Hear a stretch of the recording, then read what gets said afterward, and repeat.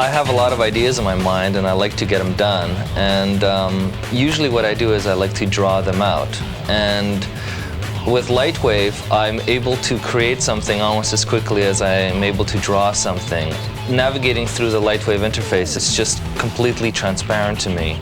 I can manipulate things in a very natural way, and ultimately I'm able to create a lot with Lightwave because it enables me to do things quickly and creatively, and it gives me all the tools I need to do almost anything I want, if not anything I want.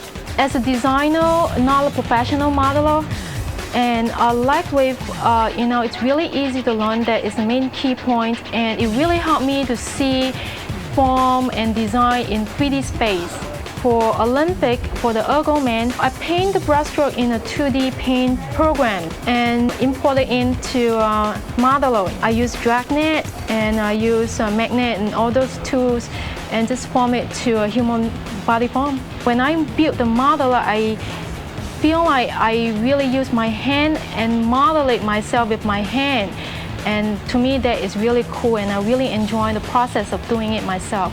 The toolkit in Modeler is so huge. I mean, including plugins that come with it and third-party plugins. My personal favorite is MetaNerbs. Every once in a while, I want to sit down and just design a character. MetaNerbs are so quick and so easy. It's literally like sculpting with clay, and that's what I've always dreamed about. I always dreamed of a tool that was that quick and intuitive. And I finally have it.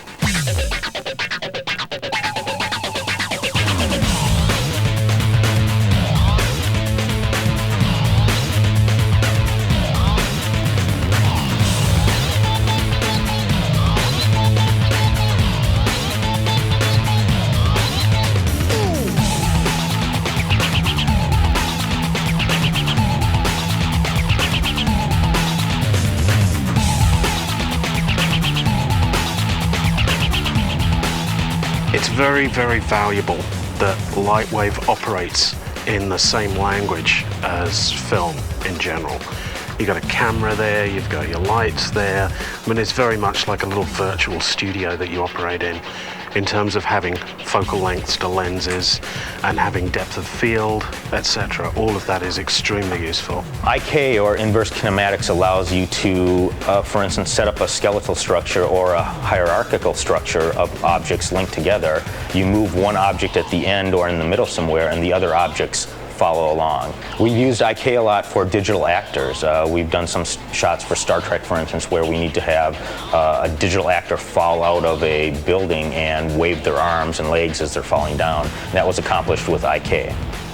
Having the capability of placing my camera wherever I want to, placing the models wherever I want to without any limitations has been tremendously freeing.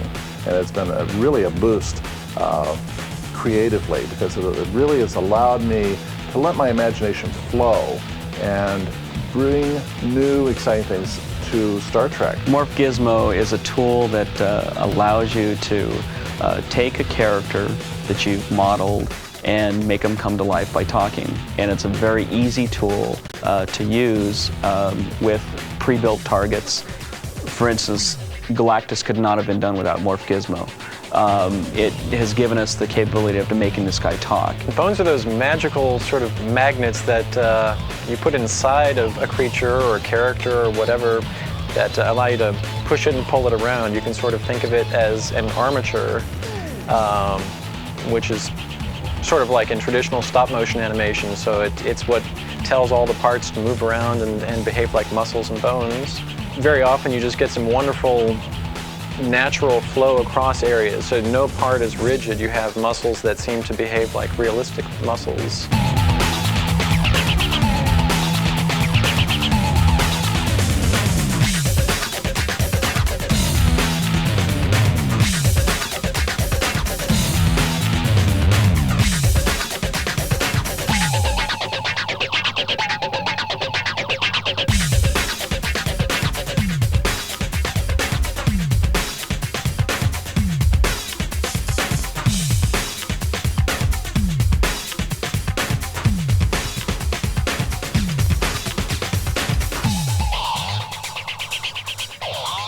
You get so many different ways that you can surface an object. both procedurally and mapping-wise, that you can create objects that are indiscernible from a photograph. You could make a car that looks like a car. I can make a tree trunk that looks like a tree trunk, and it doesn't look like some CGI thing.